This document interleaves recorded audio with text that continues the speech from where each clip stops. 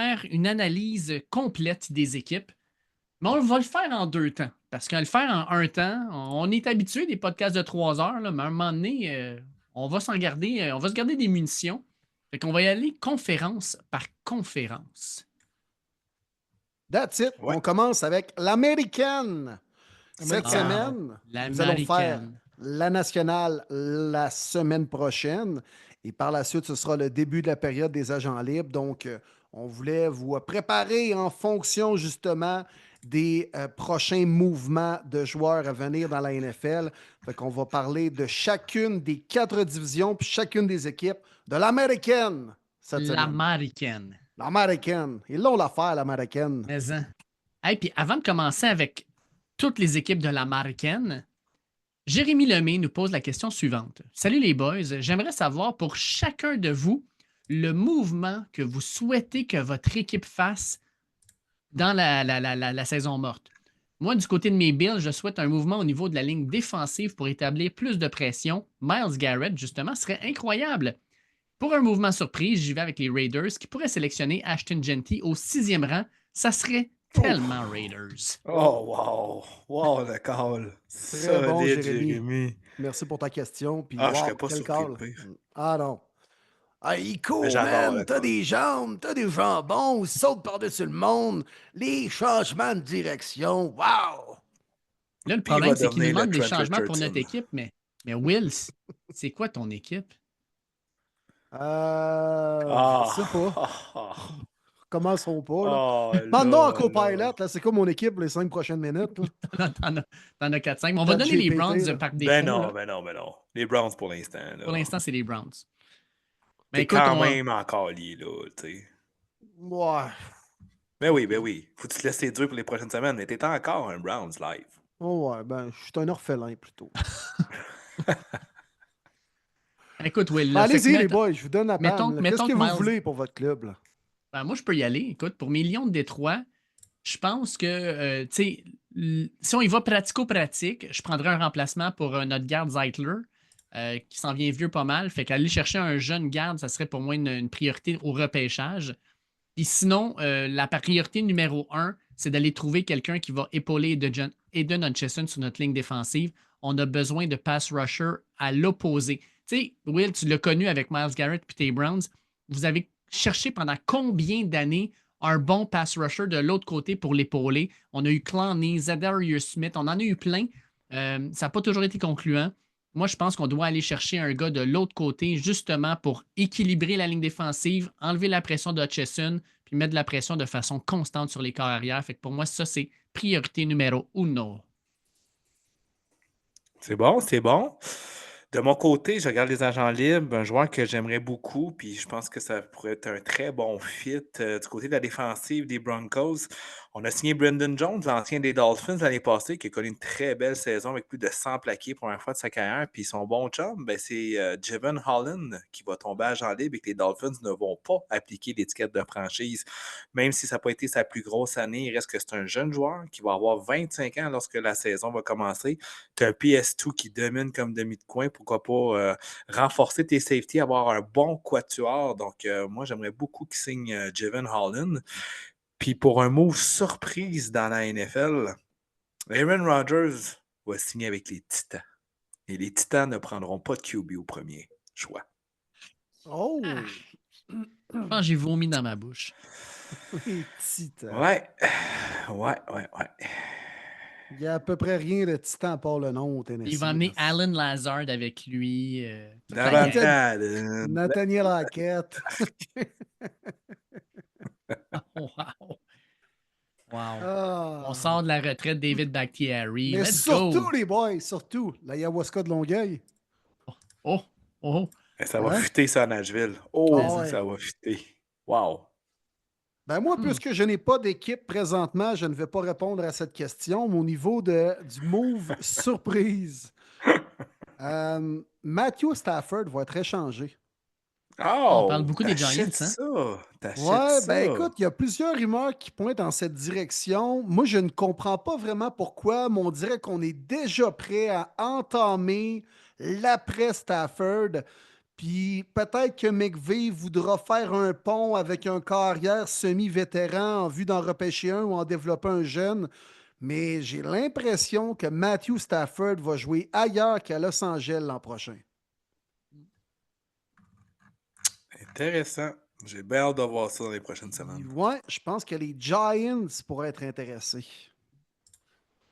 Tant qu'être dans les moves surprises que j'ai pas calé, Kirk Cousins sera le corps arrière partant des Browns de Cleveland à la semaine 1. C'est ce que je pense moi aussi. Ça se pourrait très bien. On ne Cabot payera pas trop cher. Cousins, présentement, il est payé extrêmement cher pour rien faire par les Falcons d'Atlanta. Tu vas sûrement repêcher un corps arrière dans ce repêchage-là, mais tu ne veux pas peut-être le jeter au lion en partant. Je pense que ça serait une bonne signature à avoir Kirk Cousins, un vétéran, dans cette équipe-là. Bon, Dave qui plug le mot lion. Ben oui, on sait bien, hein? Lion Club. Vous me connaissez trop bien, les gars. Est-ce qu'on débute notre tour d'horizon de chacune des équipes dans l'américaine? C'est certain. Écoute, Par puis rapport à leur situation actuelle, juste un petit résumé de chacune des équipes. Là. Dans le fond, on s'est attitré chaque formation. On va défiler ça assez rapidement, là, mais au niveau des besoins, c'est quoi la situation actuelle de telle ou telle équipe? Puis si vous voulez embarquer dans le jeu, les boys, je vous ai soumis la suggestion, mais on pourrait peut-être même catégoriser les formations selon où elles sont rendues présentement. Est-ce qu'elles sont en voiture, à vélo ou bien à pied? Ah, c'est bon. Donc, vous comprenez la nuance des trois. Tout à fait. Mhm. Tout à fait, j'aime ça. J'aime ça. All right. Ben écoute, on va commencer ça avec les Bills de Buffalo. Bills de Buffalo qui se sont rendus quand même encore loin dans les séries, mais ont encore été battus par les Chiefs. Puis ça fait mal. Pour les Bills, pour moi, est-ce que c'est une auto qui est. C'est une auto. Est-ce que c'est une. C'est un. Je suis mélangé. Est-ce qu'on est en auto, en vélo ou à pied? Je dirais on est en auto, mais genre en communauto. Parce que, crime, c'est pas une auto encore où on est vraiment maître de notre destinée. Tu sais, on a Josh Allen, qui est la grosse vedette. C'est comme une communauto, mais une communauto de luxe. On va se le dire dans une. C'est comme si tu prends un Uber de luxe. Là, tu sais, je veux dire, un bon Uber. Là, tu sais, pas une Corolla. Là, tu sais, quelque chose de solide. Parce que les Bills, présentement, sont 12 millions en dessous du cap salarial. Plutôt 12 millions au-dessus du cap salarial en cap space. Fait que déjà là, ça part mal. Il va falloir que tu fasses des décisions qui vont être difficiles. On parle de Von Miller, probablement qu'on va devoir couper parce que son capite est de 23,8 millions de dollars. Puis clairement, Von est rendu à 36 ans. Fait qu'on va devoir probablement le laisser aller. C'est une équipe défensivement qui a des pièces intéressantes, mais pas de vedettes. On a de la difficulté peut-être dans la tertiaire. Puis non seulement ça, mais en attaque, oui, tu sais, Josh Allen, il est extraordinaire, mais on l'a vu contre les Chiefs. Il n'y a pas un receveur qui se démarque. Tu sais, un receveur, un vrai numéro un. Là, tu sais, dites-moi pas que Shakir c'en est un. Ken Coleman peut-être pourrait se développer. On est allé chercher à Mary Cooper. Il n'a pas fait le travail, on va se le dire. Il manque un playmaker au niveau des receveurs. Puis pour moi, il manque aussi de profondeur dans la tertiaire. Puis probablement quelqu'un qui va être en avant. Fait qu'il va falloir aller chercher ça au repêchage. Peut-être signer un agent libre. Tu sais, on parle beaucoup là, justement de Myles Garrett, mais crime, si Myles Garrett s'en vient là, il va falloir qu'il y ait de la restructuration de contrat, des releases. Fait que pour moi, les Bills, il y a quand même beaucoup de travail, malgré le fait que c'est une équipe qui est bien construite, qui a une méga vedette comme corps arrière, qui permet à cette équipe-là de gagner de façon constante 10 ou 11 games, ce que la majorité des franchises de la NFL aimeraient avoir, mais il manque quelque chose, puis il en manque. C'est pas juste un joueur. Pour moi, là, les Bills, c'est 3 ou 4 joueurs qui manquent, puis on est dans une situation de cap salarial difficile. Fait que c'est pour ça que je dis on est en communauto. On n'est pas en business, mais on ne peut pas non plus juste s'asseoir sur nos lauriers. Il y a beaucoup de travail à faire encore si on veut compétitionner avec les gros clubs de la AFC.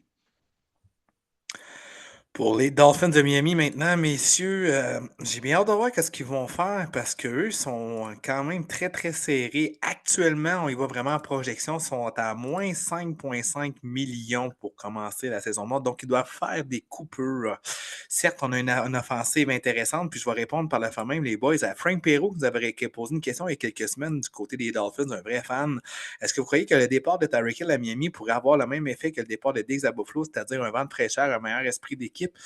Moi, Frank, je vais juste te couper ça là. Tyreek Hill, il s'en ira pas. Puis il en a même reparlé il regarde un petit peu ce qu'il a dit. Puis je serais vraiment, vraiment surpris que les Dolphins le transigent. Il fait partie de notre noyau offensif. On veut vraiment qu'il soit à 100%. On va l'impliquer. On va vraiment être une équipe qui axée encore une fois sur la vitesse et marquer des points.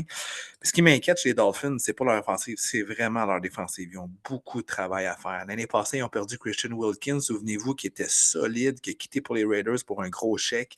Mais cette année, les Maraudeurs aussi tombent agent libre. On a parlé tantôt de Jevon Holland, on a Jordan Poyer également, on a perdu Brandon Jones l'année passée. Donc, on a vraiment une tertiaire très, très, très faible. Donc, on a beaucoup de travail à faire de ce côté-là. La ligne défensive, les Maraudeurs, c'est vraiment là, je pense que les Dolphins vont devoir travailler, mais c'est surtout comment ils vont faire pour manager le cas salarial, parce que même avec l'augmentation qu'on a vue aujourd'hui, ils sont quand même à moins 5 millions. Fait que, tu sais, ils sont pas pantoute en voiture. Je suis pas prêt à dire qu'ils sont à pied. Ils ont quand même une offensive qui sont capables de rentrer en playoff. Même ça a été difficile cette année à cause de la défensive. Je vais les mettre dans plein milieu. Pour moi, ils sont en vélo. Peut-être pas le plus beau bike, mais un vélo qui sont capables de se déplacer là, du point A au point B. Un genre de super cycle du Canadian Tire. Là. C'est bon, ça. Ils n'ont Wow. pas le choix d'acheter ça en rabais, ils n'ont plus de cash. Non, c'est ça. On saute aux Jets qui sont en avion. Mais sont en avion comme celui à Toronto cette semaine à l'aéroport Pearson. Oh mon Dieu. Oh, wow. Boum, hein? Putain, Beau toi, les call. fleurs, puis après le pot aussi. Non, les Jets, ben, Seigneur, il y a beaucoup de travail à faire là. C'est clair que c'est une nouvelle ère. On arrive avec un nouveau directeur général, un nouvel entraîneur-chef qui va prendre le temps, je pense, d'instaurer sa culture.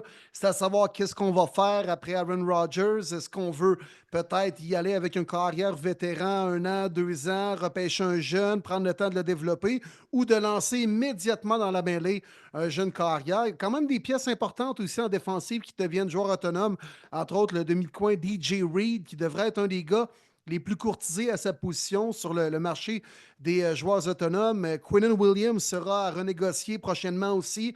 Je ne serais pas surpris qu'on laisse aller un gars comme le vétéran secondaire CJ Mosley, qui en a énormément perdu l'an dernier. Il était quand même encore performant dans la trentaine, début trentaine, mais là, l'an dernier, il a pratiquement frappé un mur. Puis on avait construit une ligne offensive là, de toutes pièces l'an dernier, avec des joueurs assez vieux comme Tyron Smith, comme Morgan Moises. Là, il faudra probablement les remplacer ou peut-être les ramener, mais pour 1 an de contrat. Bref, il y a du travail à faire au niveau de la ligne offensive, puis aussi pour entourer notre nouveau carrière. Garrett Wilson, moi, je pense qu'il faut le signer, le garder, puis le mettre dans une situation où il va être heureux de jouer pour les Jets. Ce gars-là n'est pas encore exploité à son plein potentiel. Donc, beaucoup de travail à faire pour les Jets. On n'est clairement pas en avion, on n'est clairement pas en char, on n'est même pas en vélo au Super Cycle. On est à pied. Là. On est à pied, puis on est dans la route, là. On n'est même pas sur l'asphalte. Là. On marche dans le bois, sur une route pas évidente, même pas de gogoune, nu-pied, sur des roches. Ça va pas bien. C'est là qu'on est du côté des Jets présentement. Pas de coucoune, ouch. Aïe, aïe. On a quand même des belles pièces sur lesquelles bâtir, par contre. Là. C'est ça, c'est ça. T'as des orteils, tu sais, fait que... Wow, on a des orteils. OK, OK. Du côté des Patriots, une équipe qui clairement est en reconstruction. Écoute, grosse pièce qu'on n'a pas signée puis qu'on va perdre en Jacoby Brissett. Bien sûr, vous comprenez que c'est une joke. C'est le seul agent libre qui part, là. Sérieusement, on s'en sac un peu. C'est l'équipe qui a la plus haute, le plus grand espace sur la cape salariale. On parle de, je pense que c'est pas loin de 100 quelques millions de dollars sur le cap 130 salarial. millions. Ça n'a pas de sens. Là, 130 millions. Puis pour eux autres, c'est pas une grosse cuvée d'agents libres, c'est bien ça le pire. Ouais. Puis les Pats ne nous ont pas montré par le passé que c'est une équipe qui était prête à dépenser énormément là-dessus non plus. Fait qu'à moins d'aller chercher une méga vedette, là, c'est une équipe, je pense, qui va rester pas mal en dessous du cap salarial encore cette année. On mise sur Drake May, notre corps arrière recrue.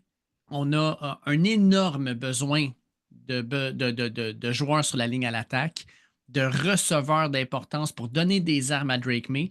Avec l'avenue de Mike Vrabel, je pense qu'on va utiliser à outrance un certain Ramondre Stevenson. On va vouloir courir le ballon puis enlever un peu de pression dans les bras de Drake May.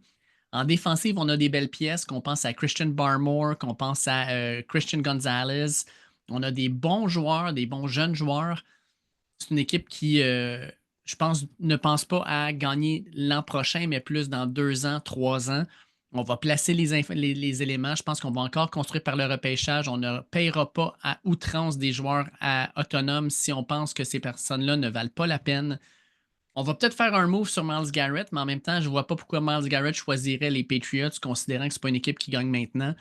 Fait que pour vrai, là, je pense que c'est une équipe qui ne va pas dépenser comme des malades. Je pense que c'est une équipe qui va jouer autour de 500 parce que Mike Vrabel va super bien utiliser ses joueurs, puis j'aime beaucoup Drake May, mais c'est une équipe qui a une visée beaucoup plus loin, puis je pense qu'on va vouloir bâtir par le repêchage. On avait d'ailleurs la question attendez 2 secondes, Dan Lang qui demandait pour les Pats, on irait-tu avec Travis Hunter, Will Campbell, Banks Jr. aussi? Ben écoute, Dan, pour moi, là, en choix numéro 4, c'est pas compliqué. C'est un joueur de ligne à l'attaque. C'est là où on va pogner probablement un stud, que ce soit Will Campbell, que ce soit justement Calvin Banks, euh, que ce soit Justin Simmons de Ohio State. Josh Simmons. Josh Simmons, excuse-moi, de Ohio State. Je pense qu'on a besoin d'un gars qui va être sur le left tackle, qui va être l'encre de cette ligne-là.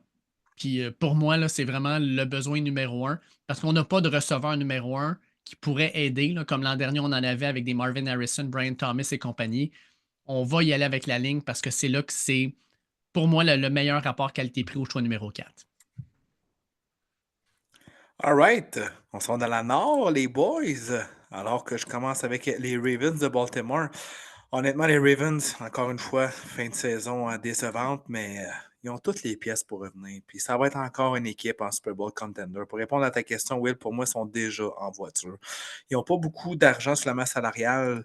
Mais tu sais, ils ont-tu vraiment tant besoin de need? Pour moi, la position qui me frappe aux yeux, évidemment, c'est la position du blind side, le left tackle, le bloqueur gaucher, alors que notre numéro 1, Ronnie Stanley, tombe agent libre, et même notre backup, qui peut quand même bien jouer en Patrick McCurry, tombe agent libre aussi. Fait que c'est vraiment là que ça va être très important. On a seulement 6 millions actuellement sous le cap. Fait qu'il va falloir manager, il va falloir faire des restructurations, tu as dit ce mot-là, de contrats pour acheter quelques sous et en perdre dans les années à venir. Mais tous nos agents libres, à la plupart, c'est des vétérans, c'est pas des gros noms. Fait que tous nos jeunes sont encore là, notre corps est encore là. Puis il ne faut pas oublier qu'il y a le repêchage aussi, ils vont pouvoir s'améliorer. On sait que les Ravens sont toujours solides à chaque année au repêchage. Je ne serais pas surpris qu'on y aille pour un receveur, un edge, un safety, des positions comme ça qui souvent ils développent en deuxième, troisième, quatrième ronde. Fait que c'est pas une équipe qui va être vraiment très active. Il y a des agents libres, mais c'est pas grave, ils sont capables de très bien repêcher année après année. Puis encore une fois, ça va être une force, une menace des Ravens. À 12-5, ils sont capables de répéter ça en 2025. Ce ne sera pas facile, mais ils sont capables. Donc pour moi, ils sont en voiture. Ouais, ouais, bon résumé. Je saute sur les Steelers. Alors que le gros dossier et ce qu'on jase le plus chez les Steelers présentement, c'est ce qui va arriver avec le poste de carrière. Bien évidemment, on avait une question à ce sujet. Phil Clavet qui nous disait Daniel Jones à Pittsburgh. Arc! Avec des emojis de marde. Mieux que Fields? Point d'interrogation. Je suis tanné du DG de la façon qu'il patch des trous. Ça ressemble aux Canadiens des années 2000. Bonne Aïe, aïe, saison aïe. morte, les boys. Hey, merci, Phil. Et bon point, j'adore ton parallèle. C'est vrai que ça ressemble à l'air Bob Gainey, Pierre Gauthier, puis on signe des Oleg Petrov, des Yann Boulis et compagnie. Là, puis on crée des stars avec Seb Koivu qui fait 45 points par année. Là. En tout cas, la parenthèse est fermée. Mais effectivement, moi, je trouve que c'est ce qui fait défaut chez les Steelers depuis 2, 3 ans. Dans le fond, on n'a jamais été capable de remplacer Big Ben. Depuis ce temps-là, on pensait que ça allait être Kenny Pickett. Finalement, ça n'a pas été le cas. Fait que là, on patch avec la position de carrière, qui est la plus importante dans la NFL. On s'entend. Fait que là, bon, Justin Fields. OK, une autre police d'assurance, Russell Wilson. Puis bon, ben, tu t'es tout de même rendu en série avec une fiche très honnête cette année avec cette situation-là. Bravo, oui, mais en même temps, tu reviens encore à la case départ cette année. Fait que là, on entend des rapports que Arthur Smith, le coordonnateur offensif, aimerait Daniel Jones, puis voudrait peut-être avoir le défi de le relancer. C'est-tu vraiment ça votre solution, les Steelers? Daniel Jones, pour vrai, là? Wow! Tu sais, dans cette situation-là, est-ce que Russell Wilson, de le ramener comme corps partant, c'est tant que ça un mauvais choix compte tenu de l'intérêt envers Daniel Jones? Justin Fields, est-ce qu'on pourrait être prêt à lui donner le ballon vraiment comme partant? Est-ce qu'on va être tenté d'en repêcher un, de partir à la conquête de Sam Darnold ou compagnie? C'est ça qui est le gros point majeur de la saison morte des Steelers. C'est ce qu'on va faire avec la position de corps arrière. Sinon, c'est quand même une organisation qui fait toujours des trouvailles au repêchage. On signe des gars qui sont capables de donner un bon rendement, un salaire très honnête à Pittsburgh. Mais la défensive, ça fait quand même vieillissante. Tu sais, tu as Cam Hayward à 36 ans. TJ Watt vieillit aussi, arrive à la trentaine. Minka Fitzpatrick, tu as quand même rajeuni ta tertiaire, mais les pièces importantes sont quand même vieillissantes. Il faudra penser à un après, puis dans le futur du côté des Steelers. Mais le point majeur à régler, c'est la situation de carrière. Puis à ce niveau-là, ben, je suis obligé de dire qu'ils sont à vélo parce que les Steelers, ça reste les Steelers. Il y a des bonnes têtes dirigeantes.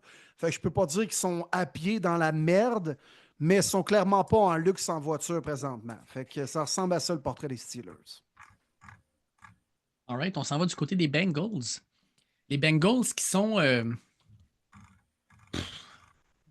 en vélo. En vélo, genre un peu un bon unicycle, là, un bon unicycliste. Là, quelqu'un qui est capable de rester devant, puis qui avance, recule, puis qui se promène, puis tu le vois dans la rue, puis tu es comme tabarnouche, tu le vois-tu aller? Mais clairement, tu ne le prendrais pas dans une course. Là, on s'entend-tu là-dessus? Les Bengals qui ont énormément de travail à faire dans la saison morte. Premièrement, au niveau des agents libres, là, ils perdent Joseph Asai, ils perdent B.J. Hill, Mike Hilton, ils perdent Mike Gesicki, puis certainement, il faut parler de T. Higgins aussi, qui va sûrement avoir le franchise tag placé sur lui s'il n'y a pas de contrat. On ajoute à ça Trey Hendrickson, qui l'an dernier avait demandé d'être échangé, d'avoir un nouveau contrat. Il a joué sur le contrat qu'il avait, il est payé 18,6 millions de dollars par année. Il a été le roi des sacs du corps cette année dans la NFL. Fait clairement, il va demander encore une fois une augmentation de salaire, probablement un 10 ou 12 millions de plus par année. Est-ce que les Bengals ont cet argent-là? La réponse, c'est non, parce qu'en termes de cap salarial, on a 49 millions sous le cap salarial actuellement, mais on a des gros noms à signer. Jamar Chase, il est payé présentement 21,8 millions de dollars. Il va en valoir presque le double parce qu'il y a eu le Triple Crown cette année. Ça va pas bien parce qu'on a des gros noms à signer et on n'a pas nécessairement l'argent. Puis ajoute à ça, en défensive, Trent Rickson, 31 ans. Sheldon Rankins, 31 ans. Sam Hubbard, 30 ans. On a une ligne défensive qui vieillit, puis on n'a pas de joueur actuellement de relève qui va venir prendre, dans le fond, leur place éventuellement. Ça devient problématique. On a une équipe qui vieillit, puis on n'a pas beaucoup de choix au repêchage. On en a seulement 6 cette année. C'est une équipe, là, clairement, qui a un unicycle, qui est capable de faire la job, qui a failli faire les séries cette année, qui a changé son DC, Lou Anarumo, qui ne sera plus là. Maintenant, avec tout le changement qu'on va connaître, comment on va être capable de gérer le cap salarial, de signer, pas signer, etc., ça va être difficile. Moi, je pense que les Bengals, cette année, ça va être encore une équipe qui va compétitionner parce qu'on a un super corps arrière et des pièces importantes, mais une équipe qui va se battre pour une place en série et non pas pour la tête d'une conférence. Ils vont être fatigants, mais ça va être encore une fois une équipe qui va avoir des trous importants et qui n'aura peut-être pas les moyens de tous les boucher. On termine le Nord, les boys, avec les Browns de Cleveland, ma peut-être future ancienne équipe de la NFL. Ça me fait de quoi de dire ça, en tout cas. Fait que, la situation est telle qu'elle est présentement. Les Browns, c'est 3 gros dossiers qu'on va surveiller durant l'entre-saison. Un, ce qui va se passer avec Myles Garrett. L'organisation semble dire qu'elle n'est pas tentée de vouloir l'échanger. On connaît la position de Myles Garrett. Où c'est que ça va mener ce dossier-là? Puis qu'est-ce qu'on va être capable de tirer en retour d'un joueur aussi talentueux et courtisé comme Myles Garrett? Ce qui va se passer avec la position de carrière aussi. Heureusement, Deshaun Watson semble à l'écart pour toute la saison. Maudite bonne chose. Donc, est-ce qu'on va repêcher un carrière avec le numéro 2? Est-ce qu'on va amener un Kirk Cousins comme Dave l'a prédit tantôt? Ça pourrait tout arriver. Puis comment on va être capable de gérer nos choix au repêchage? Les Browns, c'est l'équipe qui en possède le plus cette année avec 12 sélections. choix numéro 2, choix numéro 33, choix numéro 41. Bref, des choix là, premium, comme on dit, dans les 3 premières rondes.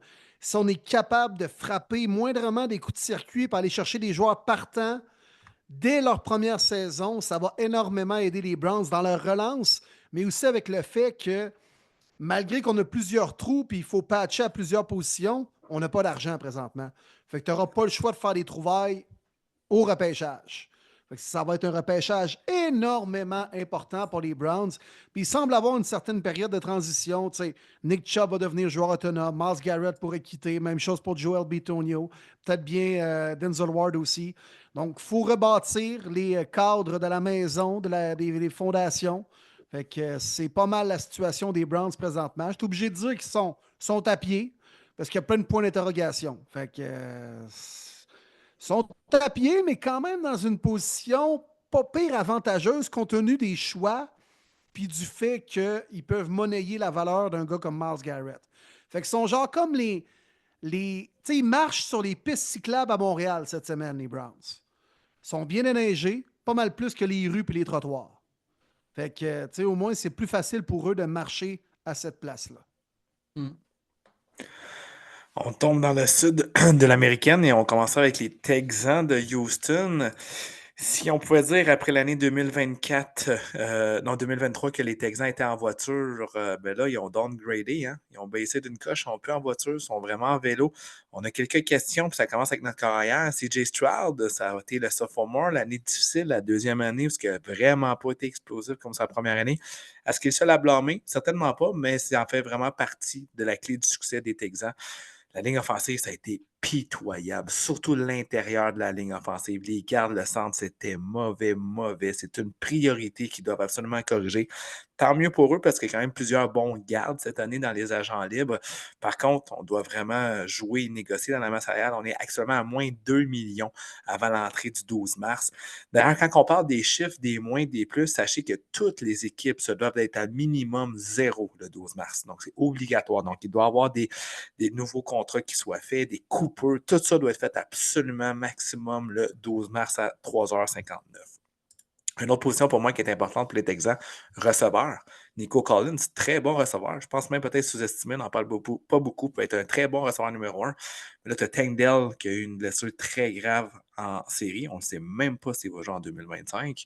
Ensuite de ça, Stéphane Diggs, malheureusement, s'est blessé, pas eu la saison qu'on voulait. Est-ce qu'on va vraiment le faire revenir? On va le laisser aller avec son âge. D'autres vétérans aussi au poste de receveur. Donc, on n'a pas de receveur numéro 2, puis probablement pas de receveur numéro 3 non plus. Donc, j'ai hâte de voir comment on va jouer. Est-ce qu'on va signer un vétéran? On va y aller plus vers le repêchage. Au moins, on a tous nos choix de repêchage, dont notre premier round cette année du côté des Texans. Mais c'est vraiment là que ça va se passer. En défensive, je ne pense pas qu'il y a vraiment beaucoup de lacunes. Peut-être un joueur sur la ligne défensive, mais c'est vraiment l'offensive. Qu'est-ce qu'on va faire sur la O-line? Qu'est-ce qu'on va faire vraiment en poste de receveur pour bien entourer et surtout la troisième année est tellement importante pour un jeune corps? Comment on va faire que CJ Stroud revient à sa forme de recrue? Donc pour moi, présentement, les Texans sont en vélo. Passons maintenant aux Colts. On m'a vraiment donné les meilleures équipes dans cette conférence, dans cette division-là. Je suis content. On m'a donné les Colts et on m'a donné les Titans. Alors, C'est pas voulu, Dave, hein? On ça va être t'aime. vraiment là, un On grand t'a moment donné de ma les vie. équipes en bleu, c'est là que ça fit. Il n'a pas C'est remarqué. Il n'a pas remarqué. Non, là, c'est bon, je le prends. Fait que pour les Colts, équipe de mon corps arrière que vous voyez ici en arrière, Anthony Richardson. Anthony Richardson qui, jouant encore sur son contrat recru, aide beaucoup cette équipe-là qui actuellement est sous le cap salarial de à peu près 31 millions de dollars. On a 3 gros salaires, je dirais. Le premier, c'est DeForest Buckner qui est à presque 27 millions. Notre futur Hall of Famer à Michael Pittman, Ah ouais. 23 millions de dollars. Et on s'entend que l'an dernier, c'était un vol de la part de Michael Pittman d'encaisser ce salaire-là avec les performances qu'il a données. Ah oui, il a volé l'équipe, c'est clairement ça. Wow, Il rien n'a de pas moins, mon rentabilisé une Dave. crise de scène là-dedans. Là. Sacrifice. Ah non, quelle mauvaise année il a connue, c'était terrible. Et Quentin Il est Nelson à tellement 22,7, probablement l'un des meilleurs gardes de la NFL depuis des années. On perd au niveau des agents libres Ryan Kelly, qui est un joueur justement quand même important pour cette ligne-là depuis plusieurs années, mais rendu à 31 ans, on le laisse aller. pour ce qui est des Colts, ce que je trouve particulier, c'est que je regarde cet alignement-là, puis il n'y a pas de joueur, je fais comme wow, et ça, c'est un stud. Tu sais, oui, Buckner, il est incroyable, il est vraiment bon. Quentin Nelson, oui, c'est un stud, ça ligne. Mais tu sais, là, receveur, porteur de ballon, tu m'aurais dit, Jonathan Taylor, puis il a connu des bons matchs l'année dernière, mais j'ai de la misère à revoir le Jonathan Taylor de ses 2 premières saisons avec les Colts. Peut-être qu'il va revenir, on l'espère, mais il a connu des bons matchs. On va se le dire comme ça, il en a connu quelques bons. Mais en défensive, je suis pas excité quand je regarde cette équipe-là. C'est sérieux. Tu me parles de Grover Stewart. Tu me parles de Kwity Paye. Tu me parles de Samson Ebukam. C'est pas du monde qui me font rouler le sang dans le corps. Fait qu'on tabarnouche, adrénaline, let's go, ça va être écœurant. Non! Ça fait même tousser Marty tellement que c'est Ben plate. Je me retenais. Sacrifice. Ah non, T'sais, ça va que l'équipe, hein? C'est comme tout rough. Ouais, c'est très bof. Tu regardes même la tertiaire, là. Kenny Moore, tu le payes 10,7 millions de dollars. Kenny Moore, pas vrai, man? Tabarnouche. Fait que cette équipe-là a besoin d'un influx de talent majeur en défensive. Une équipe qui va fort probablement dépenser trop cher pour aller chercher un joueur autonome parce que c'est ce qu'ils ont besoin de faire pour les faire venir à Indianapolis. Vont avoir des choix de repêchage pour les aider. J'ai regardé vite, vite. Les Colts ont leurs 7 choix de repêchage. Fait qu'on on a le 14e au total. Encore une fois, on est dans le milieu, puis on va essayer de se débrouiller. Puis si j'étais les Colts, j'irais soit ligne à l'attaque pour aller donner un petit peu d'afflux justement à cette ligne-là qui commence à vieillir un peu, ou j'irais défensif, probablement dans la tertiaire, parce qu'un Benjamin Morrison ou un Will Johnson donnerait un sacré coup de main à cette défensive-là qui en a fortement besoin. Fait que pour moi, les Colts, c'est clairement le super cycle dont tu parlais tantôt. C'est un vélo, là, mais c'est un vélo que tu as pogné en rabais à la fête du travail, puis tu l'as pogné à 50 parce que ça ne tentait pas de payer un prix premium. Ouais. Euh, les Jaguars. C'est toi qui pognes les Jaguars en plus. Jags.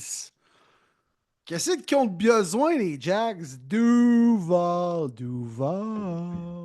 Ils n'ont pas besoin C'était de receveur mauvais, parce ça. qu'ils ont lui, par exemple. Ils ont Brian Thomas Jr. Ça, Ouais. c'est bien correct. Ah, il est Peut-être solide. le seul point positif de cette saison 2024 des Jags. Mhm. Mais qu'est-ce qu'ils ont besoin, entre autres? C'est un directeur général, je vois le vert. Il n'y a personne encore des bureaux. Il y a une semaine du On combine, est tu n'as rendu personne le pour prendre des 19 décisions. février, là.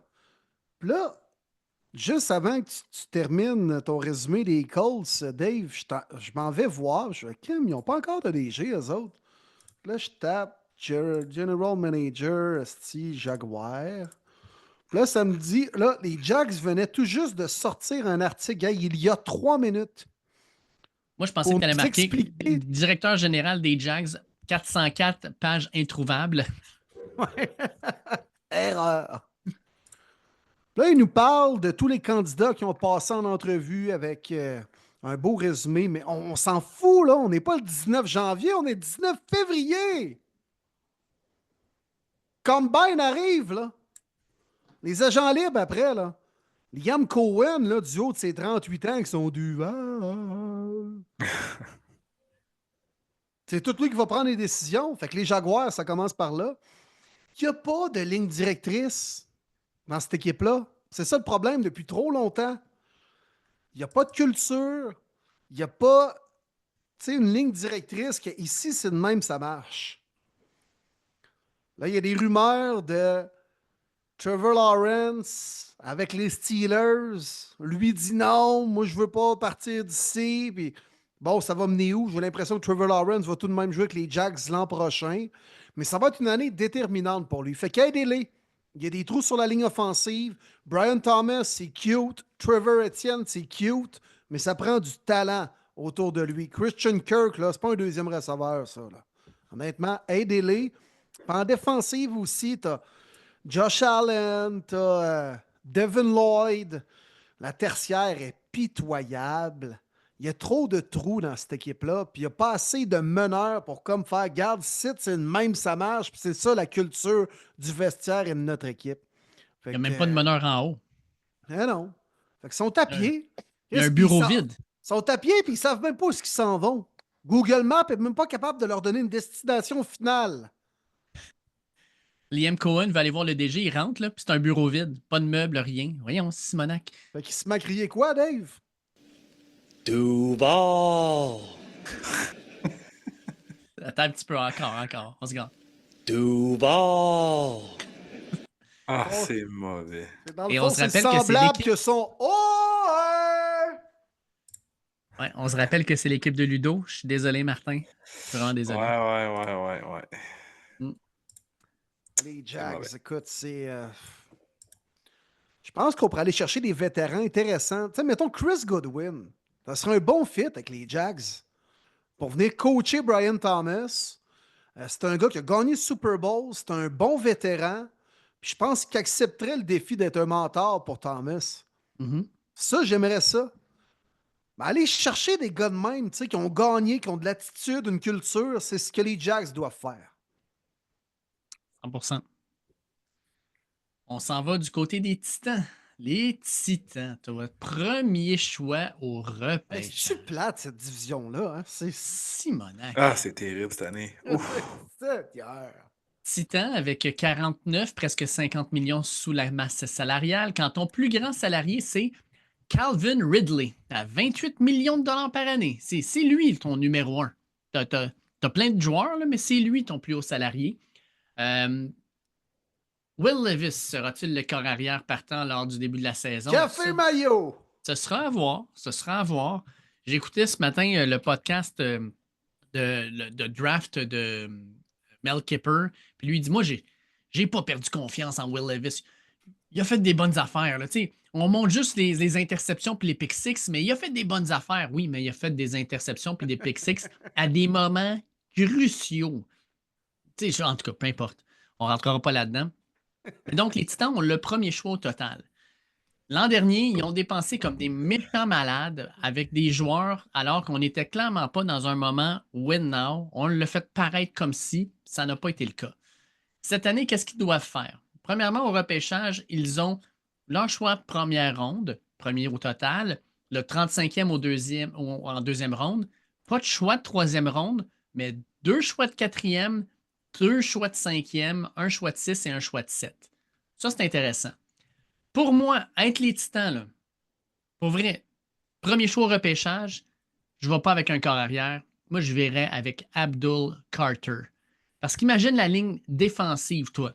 Mm. Evandre Sweat dans le milieu, Jeffrey Simmons, puis t'ajoutes à ça Abdul Carter. Hey, sérieusement, ça devient fatigant. Puis on vient de le voir avec les Eagles. Quand tu as une bonne ligne défensive qui met de la pression sur le corps arrière, ça met la job tellement plus facile pour le monde en arrière. Puis ça met de la pression sur n'importe quelle attaque. Pour moi, c'est là que j'irais. Perso, ça réglerait le problème. Puis après ça, avec les choix suivants, j'irais checker au niveau défensif, à l'attaque plutôt. Je pense que c'est un repêchage qui est profond, surtout à la position de porteur de ballon. Oui, on a Pollard, mais on a aussi Ty Spears. Ça, on n'est pas si pire, mais porteur de ballon, ça peut toujours être intéressant. Receveur, on peut aller chercher un bon receveur, probablement avec un choix de deuxième ronde. On pourrait aller chercher un joueur de ligne, quoique la ligne, on a mis beaucoup d'investissements dans les derniers repêchages dessus. Peut-être à la tertiaire, encore une fois, peut-être au niveau des secondaires, donner un petit job pour aider à Harold Landry. Mais les Titans, c'est une équipe qui est en reconstruction, fait qu'ils sont à pied. Ils essayent de jogger. Mais tu sais, là, quand tu commences à jogger, là, tu commences à courir après à peu près 30 secondes, on dirait que tu vas cracher du sang tellement que tu as les poumons en feu. On en est là pour les Titans. Là. On est en train de cracher du sang. Tranquillement, pas vite, avec l'entraînement, ça va peut-être pouvoir s'améliorer. Mais actuellement, là, les Titans, c'est ça, premier choix au total. Fait que ça veut dire que l'équipe était vraiment mauvaise. Mais on a des pièces intéressantes. J'aime beaucoup leur ligne défensive. Ils sont pas prêts pour un marathon, Dave. Là, Au sac, non. Ils sont non. même pas prêts pour un 5 km, je te le dis tout de suite. On est loin du Ironman. Non, mais cours un sprint de 100 mètres, ça se peut que tu te ramasses à l'hôpital. Là. OK. Ça va bien, là. On s'en va dans la dernière et grosse division, l'Ouest, du côté de l'américaine. Puis on commence avec des Les Chiefs de Kansas City. Les Chiefs, j'ai bien hâte de voir qu'est-ce qu'ils vont faire. Est-ce qu'ils vont répliquer la même façon lors de leur défaite contre les Buccaneers au Super Bowl, qui ont revampé leur ligne offensive pour ainsi aller chercher les championnats à la suite de ceci? Je pense qu'on va encore une fois voir de la magie du côté de DG. On a beaucoup de receveurs qui tombent à agent libre, Diop, Marquise Brown, Juju, mais tous des vétérans que, regarde, c'est correct. Notre one-two punch, on l'a déjà l'année prochaine. Ça va être le retour de Rashee Rice, que bien des gens ont oublié, qui est très important dans cette offensive-là. Et Xavier Worthy, qui a juste vraiment là, monté plus que l'année avançait. Donc, il va faire un super beau receveur numéro 2. Mais tout l'argent disponible, parce que là, on n'en a pas beaucoup, on a à peu près 1 million, mais on le sait, ils sont très bons pour renégocier les contrats, aller chercher de l'argent à live, parce qu'on est vraiment encore dans la grosse fenêtre qu'on veut gagner des championnats. Ça va être la ligne offensive. Qu'est-ce qu'on va faire? Surtout les bloqueurs, c'était pathétique.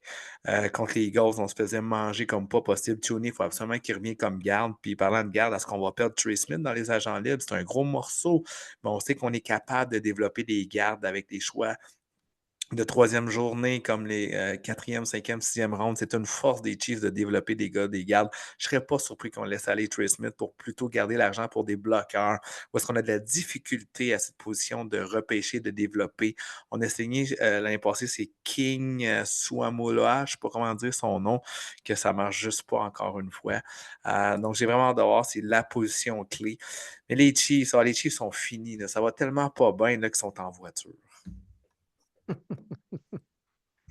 Les Chargers, eux autres, sont-ils dans un char électrique?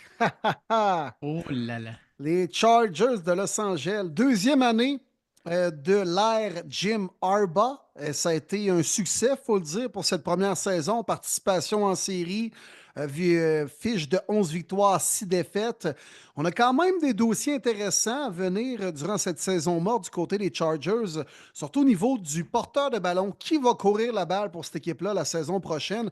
On s'était trouvé un pas pire porteur cette année avec J.K. Dobbins. Malheureusement, comme c'est arrivé à Baltimore, il s'est blessé en fin de saison, puis il a raté des matchs importants, puis ça a comme mis fin un peu à sa belle lancée cette saison. Donc, est-ce qu'on va vouloir le garder? Est-ce qu'on va vouloir le ramener pour une seule saison? Parce que c'est clairement pas un gars que tu signes à long terme.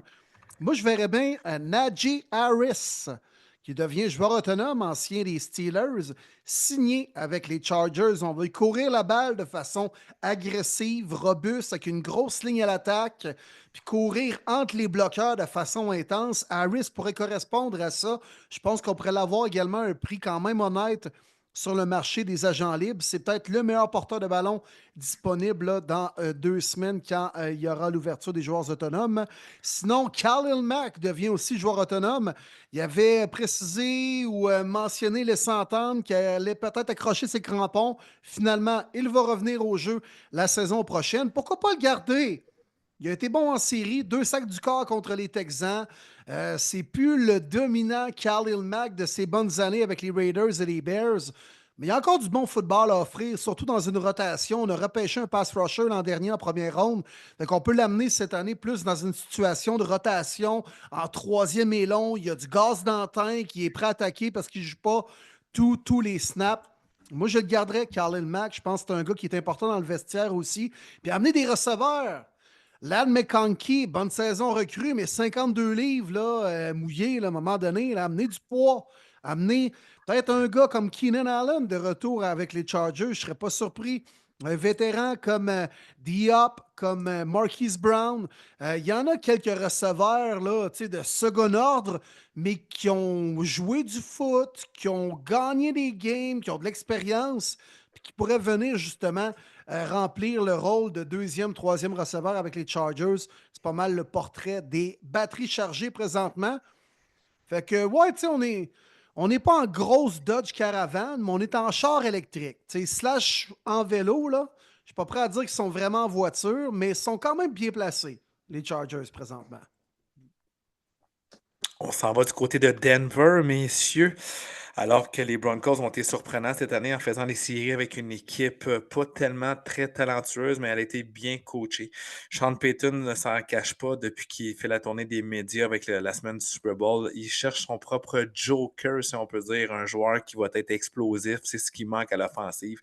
Je pense vraiment que les Broncos vont avoir une approche style la défensive via les agents libres, puis l'offensive via le repêchage. Javonte Williams tombe agent libre du côté de porteur de ballon. Il y en a une panoplie de super bons. Je pense vraiment qu'on va en repêcher un du côté de la deuxième, troisième ronde. Ailier rapproché aussi, c'est un gros besoin dans l'offensive de Sean Payton. C'est amorphe depuis quelques années, cette position-là. Depuis qu'ils ont échangé Noah Fent aux Seahawks contre le très bon Russell Wilson. Je pense que c'est une position qu'on va vraiment là, sélectionner au repêchage. Du côté des agents libres, je n'ai parlé un petit peu plus tôt, un souhait, puis je pense que c'est une belle possibilité, le safety, le maraudeur, Javon Holland, je pense que ça pourrait être une belle prise. Denver, malgré qu'ils vont payer 32 millions à un joueur qui ne sera pas là, à Russell Wilson, a présentement 35 millions de jeux. Fait que c'est quand même très intéressant. Ça l'aide quand tu as un corps recru là, comme contrat. Tu peux maximiser, essayer de t'améliorer à d'autres positions. Donc, c'est vraiment safety, même des joueurs de ligne défensive. Je pense qu'on va vraiment viser là, du côté des agents libres. Mais le fameux Joker que Sean Payton parle beaucoup dans les dernières semaines, je pense vraiment que ça va être au repêchage avec un ailier rapproché et peut-être même 2 porteurs de ballon. C'est 2 des positions les plus profondes au prochain repêchage. Donc, je pense que ça va être là qu'il va pouvoir s'amuser, faire des transactions, avancer dans le repêchage, reculer, aller chercher d'autres choix en 3e, 4e ronde peut-être. Mais Denver, pas prêt à dire qu'ils sont en voiture malgré le gros leap. Pour moi, ça reste une équipe qui est en vélo. On veut voir qu'est-ce qu'elle va avoir l'air la deuxième année de Bo Nix. Mais c'est certain que c'est une ère qui fait du bien là, comparativement aux 10 dernières années. Donc, le changement est positif là, du côté des Broncos. J'espère. Vous m'avez vraiment gâté parce qu'on termine ça avec. Après les Titans, les Raiders pour toi.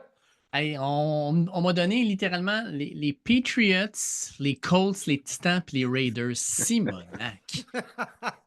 Hey, c'est pas ta conférence, c'est supposé être celle de moi et Marty, fait qu'on s'est gâtés. C'est-tu clair, ça? Ben oui, c'est bien correct. Regarde, on va y aller avec ce qu'on me donne. C'est nous autres la semaine prochaine là, qui va avoir les Giants puis tout ça. Fait qu'on y va avec les Raiders. Raiders. La prochaine équipe de Will Boivin, hein, c'est Lia qui l'a dit. Ouais, c'est Lia. Exact. C'est ce que Jean-Denis nous a partagé. Hein? Exact. Fait que pour les Raiders, on est la deuxième équipe avec. Ouais. On est la deuxième équipe avec le plus de place sous le cap salarial. Ce qui aide, c'est que, ah oui, on n'a pas de corps arrière. C'est un léger problème. On va en parler. Là. On n'en a pas de corps arrière. Qu'est-ce que tu veux que je te dise? Fait qu'on va faire avec. Nos joueurs les mieux payés, c'est 2 joueurs de ligne défensive, Christian Wilkins et Max Crosby, qui prennent ensemble un peu plus de 60 millions sur la masse salariale, ce qui est quand même assez intense. Mais après ça, écoute, ton receveur numéro 1, c'est Jacoby Meyers à 14 millions, pratiquement 15. Notre deuxième receveur, c'est Trey Tucker à 1,4 million de dollars. Ouais, c'est comme ça qu'on roule, nous autres, avec les Raiders. Puis notre porteur de ballon numéro 1, c'est Zamir White, puis on le paye 1,3 million. Ah, c'est pris des belles économies, toi. C'est pas magnifique, tout ça. Tu sais, quand tu dis que ton kicker, Daniel Carson, fait plus que ton deuxième receveur, puis ton porteur de ballon combiné, c'est ça. On en est rendu là. Fait que pour les Raiders, on est clairement à pied. En fait, quand tu n'as pas de corps arrière, je peux. Tu n'es pas à pied, tu es en marchette, Simonac, tu n'as pas de corps arrière. Qu'est-ce que tu veux faire? T'es à 4 pattes, même dans la marde, les 2 pieds dans le flaque d'eau, toi.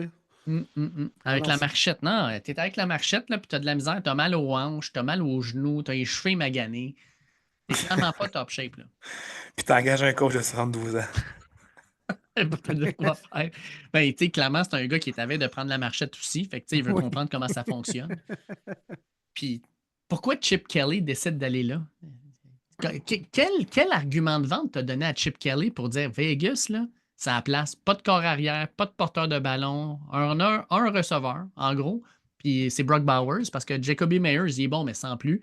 La ligne à l'attaque, correct. Écoute, tu vas être capable de gérer ça, mon Chip? Ben oui, pas de trouble. Écoute, moi, j'avais Jeremiah Smith, j'avais toutes les plus grosses vedettes de l'NCAA. On a gagné le championnat national. Que je m'en viens ici avec une équipe de Division 2, dans le fond. Là. On en est là à l'attaque des Raiders. Ouais, c'est un bon coup de Pete Carroll, ça, d'amener Chip Kelly. Moi, j'aime ça. Ah ben, moi aussi. Je comprends pas pourquoi Chip Kelly est allé, mais c'est une petite belle prise. Imagine s'il place cette offensive-là dans le top 10 l'an prochain. Il devient inévitablement candidat comme head coach l'année suivante. T'es un peu là. Excuse, je viens de rire. C'est vraiment l'offensive des Raiders. Non, je pense pas. Non, j'y crois pas. Mais tout dépend, ça va être qui? Mettons qu'on donne un choix de première ronde pour Matthew Stafford. La donnée vient de changer par à peu près. Là. Ouais. Je te mets un scénario complètement hypothétique. Ah, Là. ça serait tellement Raiders, une sixième Ben oui. totale aux Ah Rams. oui. Tu le signes pour 6 ans, 170 Ouais. millions. Let's go. Il joue Avec un an, tu le 160 coupes. millions garantis ces 2 premières années. Tu vas avoir un coach de 78 ans puis un carrière de 42 dans 3 ans. Tu sais, Ah ouais. ouais, ça va bien. Là. Let's go. Et tu vas chercher T. Higgins en plus. Ah oui. Le pirate, ça fait Aïe, vieux. aïe, aïe. Ouais. Ah non, fait que, tu sais, je m'énerve pas mal avec les Raiders, mais c'est une équipe qui a besoin d'être bien gérée. Puis là, Tom Brady est dans la maison, mesdames et messieurs. C'est lui qui aide à prendre les décisions. Ça me fait rire, ça, parce qu'il parle de Tom Brady comme si c'était comme un grand savant esprit, puis qui savait toute sa game, puis que ça a été un grand corps arrière. Mais c'est pas parce que tu es un grand corps arrière que tu es un bon gestionnaire d'équipe de football. Non, mais moi, je pense qu'il est plus crédible, ou du moins, j'y confierais plus de tâches que Mark Davis. Je suis d'accord, ça 100%. Mark Davis, tu regardes sa coupe de cheveux, puis tu vois que le gars, il a de la misère avec ses décisions. là. Ah, c'est clair. Puis tu sais qu'il prend pas les bonnes, là. Pour arriver à un résultat final comme ça, tu te dis, voyons donc. Ouais, La que sa coiffeuse a blonde. dû te donner 18 choix différents, toi, puis t'as dit, hey, c'est cette coupe de cheveux-là que je veux. Mais moi donc un bol sur la tête, puis coupe autour. Ah ouais, comme, comme Dumb and Dumber, là. Ouais. C'est sûr, les Chicks capotent. Ben, écoute, sa blonde, pour vrai, moi, c'est peut-être sa meilleure décision à vie. Là. À quoi, 25 comme celle à Belichick, je pense? Hein? Ouais, à peu près. Ouais. C'est des Ouais, sœurs, ouais. d'ailleurs. Elle l'aime pour sa personnalité. Ah ouais, il est bien drôle, ça a l'air. Il a du charisme. Ouais, Ah ouais. exact. Ils sont une carte de crédit. Mais, fait que c'est ceci fait le tour de la conférence américaine. La semaine prochaine, les boys, on va faire le même Conférence nationale. exercice. Donc, les équipes, Oui. est-ce qu'elles sont en voiture? Est-ce qu'elles sont à vélo? Ou bien est-ce qu'elles sont à pied? Avec les formations de la nationale. Ça va être Soyez- vraiment Très intéressant. intéressant. C'était bon, ça, les boys. Une belle Ouais. couverture. Puis on On parle